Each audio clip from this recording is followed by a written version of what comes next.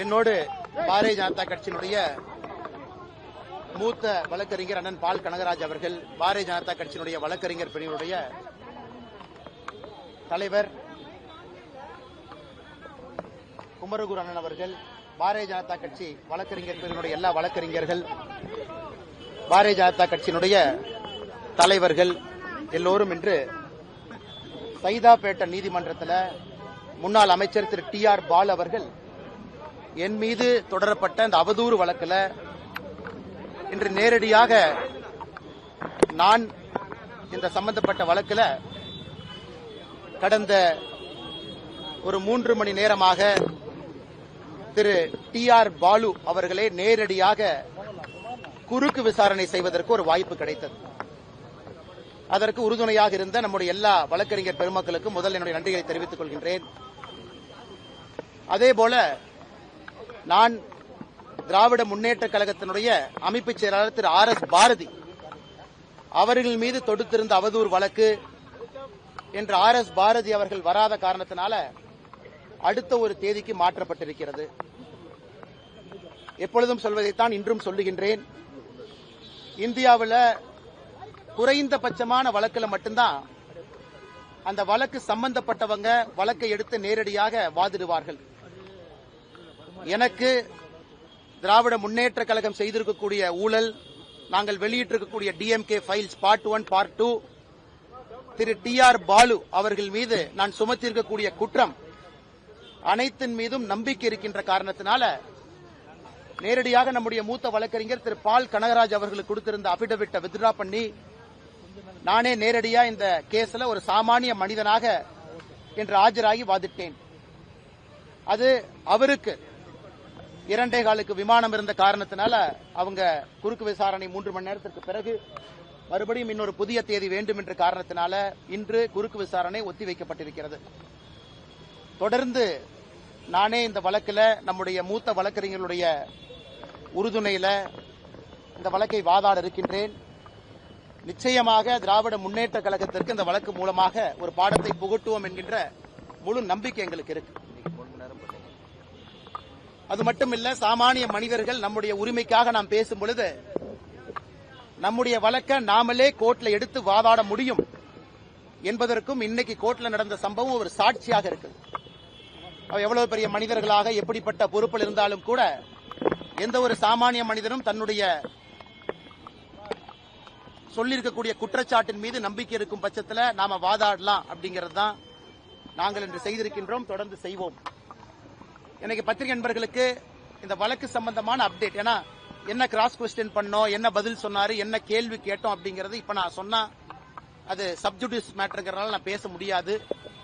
அதனால் முழுமையாக முடித்த பிறகு அது உங்களுக்கு பொதுவெளியில நான் கேட்டிருக்கக்கூடிய எல்லா கேள்விகளும், சேது சமுத்திர கெனால் ப்ராஜெக்டிலிருந்து, சாராய ஆலையிலிருந்து, குடும்பம் நடத்தக்கூடிய நிறுவனத்திலிருந்து, இன்று அவர் கோர்ட்டுக்கு வந்த கார் எந்த நிறுவனத்தினுடைய பெயரில் இருக்கு, அவருடைய அபிடவிட், வாங்கியிருக்கக்கூடிய கடன், இது சம்பந்தமான எல்லா கேள்விகளையும் கூட இன்று கேட்டிருக்கின்றோம். அடுத்து வரக்கூடிய குறுக்கு விசாரணையின் பொழுது இன்னும் நிறைய கேள்விகளை கேட்க இருக்கின்றோம். அதனால் பத்திரிகை நண்பர்களுக்கு வேற கேள்வி இருக்குதுன்னா கேளுங்கண்ணே, பதில் சொல்றோம். ஏங்கண்ணே கேள்வி இருக்கா? சொல்லுங்க ஐயா. அவருடைய கிராஸ் எக்ஸாமினேஷன் கண்டினியூ ஆகுதுங்க ஐயா. 2 காலுக்கு விமானம் இருப்பதாக அவருடைய வழக்கறிஞர் அவர்கள் நீதிமன்றத்தில் சொன்னாங்க. அவங்க கேட்டுக்கொண்டதன்படி ஒரு புதிய தேதி கேட்டிருக்கிறாங்க. அந்த புதிய தேதியில மறுபடியும் அந்த கிராஸ் எக்ஸாமினேஷன் குறுக்கு விசாரணை கண்டினியூ ஆகுங்க ஐயா. ஐயா, அவருக்கு மார்ச் முழுவதுமே பாராளுமன்றம் இருக்கின்ற காரணத்தினால அவர்கள் நீதியரசரின் முன்பு பாராளுமன்றம் முடிந்த தேதியை கேட்டிருக்கிறாங்க. ஏப்ரல் முதல் வாரத்தில் ஏப்ரல் 7ஆம் தேதி அந்த தேதி கொடுத்திருக்கிறாங்க. ஏப்ரல் 7ஆம் தேதி அண்ணா. ஆர்.எஸ். பாரதி அவர்கள் அவருடைய தேதி எப்பனா மார்ச் 10ஆம் தேதி அவருடைய வழக்கு அன்னைக்கு நடக்குங்க. ஆமாங்க அண்ணா.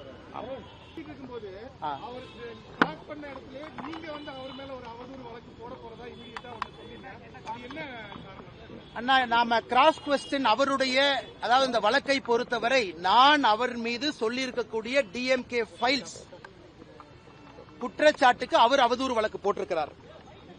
ஆனா நான் கேட்ட கேள்விக்கு அண்ணன் பதில் சொல்லாம என் மீது ஒரு புதிய அவதூறு அங்க ஆரம்பிச்சார். அதாவது நான் என்னுடைய மனைவியின் பேர்ல சொத்து வாங்கியிருக்கிறேன் அப்படின்னு சொன்னாரு. நான் கேட்டேன், என் மனைவி என்ன படிச்சிருக்காங்கன்னு தெரியுமான்னு கேட்டேன், தெரியாதுனாரு. என் மனைவி என்ன சம்பாதிக்கிறாங்களான்னு கேட்டேன், தெரியாதுனாரு. என் மனைவி மல்டிநேஷனல் கம்பெனில வேலை பார்க்கறாங்களான்னு தெரியுமான்னு கேட்டேன், தெரியாதுனாரு. நாங்கள் வாங்கியிருக்கக்கூடிய சொத்து முழுவதும் வருமான வரித்துறை கட்டி வாங்கப்பட்ட சொத்துன்னு கேட்டேன், தெரியாதுனாரு. பைனான்ஸ்ல கடன் வாங்கி சொத்துக்கு வாங்கியிருக்கோம், டாக்குமெண்ட் பாத்தீங்களான்னு கேட்டேன், தெரியாதுனாரு. என்னுடைய மனைவி நான் வாங்கிய கடன் எல்லாம் சேர்ந்து அந்த சொத்தை வாங்கியிருக்கிறோம், தெரியுமான்னு கேட்டேன், தெரியாதுனாரு. எதையுமே தெரியாம நான் ஏதோ ஊழல் செய்து, எந்த ஒரு பொது வாழ்க்கையிலும் இல்லாத நான் ஊழல் செய்து ஒரு சொத்தை வாங்குறேன்னு சொன்னாரு. அதற்காக கிராஸ் எக்ஸாமினேஷன் நடக்கும் பொழுதே அதை நீதியரசரிடம் பதிவு செய்துவிட்டு நாளை அவர் மீது மற்றும் ஒரு புதிய அவதூறு வழக்கை நாங்கள் தொடுக்க இருக்கின்றோம்.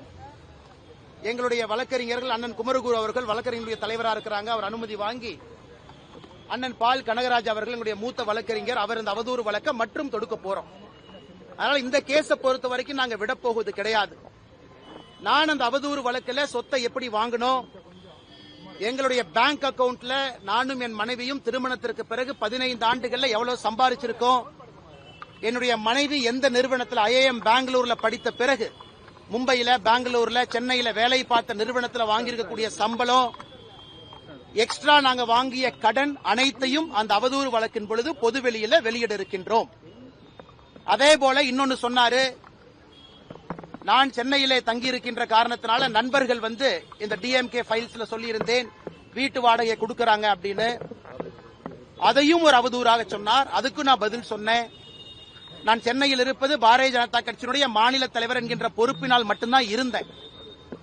எனக்கு சென்னையில பிசினஸோ எதுவும் கிடையாது. கட்சி பொறுப்புக்காக கோயம்புத்தூர், கரூர்ல இருந்து சென்னைக்கு வந்தேன். அப்ப கட்சிக்கும் நம்முடைய வீட்டுக்கும் இருக்கக்கூடிய தொடர்பு, கட்சிக்கு என்னுடைய நண்பர்கள் யாரெல்லாம் எனக்கு சார்பாக கட்சிக்கு பணம் கொடுத்திருக்காங்க, அந்த பணத்தை கட்சி எப்படி எனக்கு பேங்க் அக்கவுண்ட்ல செலவு பண்ணிருக்காங்க, எல்லாத்தையும் இந்த அவதூறு வழக்குல கொண்டு வர போறோம். நான் ஜெனரலா யாராச்சும் பேசினா அவதூறு வழக்கெல்லாம் நான் போடவே மாட்டேன். ஆனா இதுல TR பாலு அவதூறு வழக்கு போட்டதுல நான் இன்னைக்கு ஆஜராகி கேள்வி கேட்கிறப்ப மறுபடியும் தப்பிப்பதற்காக ஒரு புது அவதூறை சொன்னதற்காக அவர் மீது மற்றும் ஒரு அவதூறு வழக்கை தொடுக்க இருக்கின்றோம். அதுல எல்லாம் வெளியே வரட்டும். நான் ஏற்கனவே DMK பார்ட் ஃபைல்ஸ் வெளியிட்ட பொழுது கடந்த 20 ஆண்டுகளாக என்னுடைய மொத்த சொத்து பட்டியலை வெளியிட்டோம். இந்த முறை TR பாலு அவர்கள் மீது தொடுக்கக்கூடிய அவதூறு வழக்கின் பொழுது நானும் என்னுடைய மனைவியும் நான் அரசியலுக்கு வந்த பிறகு வாங்கிய சொத்துக்கள் ஏதாவது இருந்தால் ஒரு விவசாய நிலம் வாங்கியிருக்கிறோம். அந்த விவசாய நிலத்திற்கு பணம் எங்கிருந்து வந்தது எல்லாம் பொதுப்படையில் இருக்கும். கடன் வாங்கியிருக்கிறோமா 2.5 கோடி ரூபாய் கடன், அதுவும் பொதுப்படையில் இருக்கும். அதனால் நேர்மையான அரசியலை முன்னெடுக்க வேண்டும் என்று நினைக்கக்கூடிய நான் அந்த கடினமான பாதையில பயணிச்சுதான் ஆகணும். எனக்கு இந்த TR பாலு அவர்கள் மீது நான் தொடுக்கக்கூடிய புது அவதூறு வழக்கு என்பது இதையெல்லாம் பொதுவெளியில பத்திரிகை நண்பர்கள் மூலமாக தமிழக மக்களுக்கு சொல்வதற்கு ஒரு வாய்ப்பாக பயன்படுத்தி எல்லாத்தையும் வெளியே சொல்வதற்கு இந்த அவதூறு வழக்கை பயன்படுத்திக் கொள்ள இருக்கின்றோம்.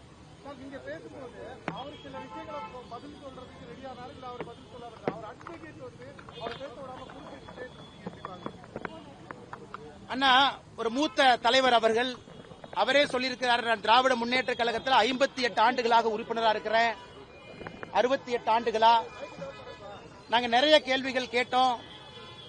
எதற்கு தஞ்சாவூர்ல வடசேரி பகுதியில் உங்கள் மீது 14 ஆண்டுகளாக தொடர்ந்து கருப்பு தினமாக வடசேரி மக்கள் அந்த பகுதியில் கருப்பு தினத்தை அனுசரிக்கிறாங்க?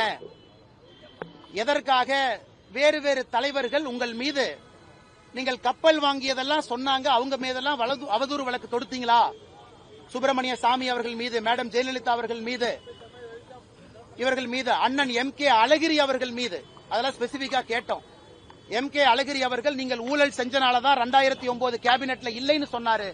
அழகிரி அவர்கள் மீது அவதூறு வழக்கு தொடுத்தீங்களான்னு கேட்டோம். இதுவரை TR பாலு அவர்கள் சம்பந்தப்பட்ட பொது வாழ்க்கையில எல்லா கேள்விகளையுமே கேட்டுக் கொண்டிருக்கின்றோம். இன்று அவர் வந்த கார் கூட தெரியாது, ஏதாச்சும் கார் இருந்தா ஏறி உட்கார்ந்துட்டு வருவன் தான் சொன்னாரு. அதையும் ஆழமாக கேட்டிருக்கின்றோம். காரணம், தமிழக மக்களுக்கு இதன் மூலமாக பல விஷயங்களை தெளிவுபடுத்துவதற்கு ஒரு வாய்ப்பாக பார்க்கின்றோம். நீதியின் மீது முழு நம்பிக்கை இருக்கிறது, நீதி வெல்லும் என்கின்ற முழு நம்பிக்கையும் இருக்கு. அதனால அடுத்த கிராஸ் எக்ஸாமினேஷன்ல அதை கண்டினியூ பண்ண போறோம்.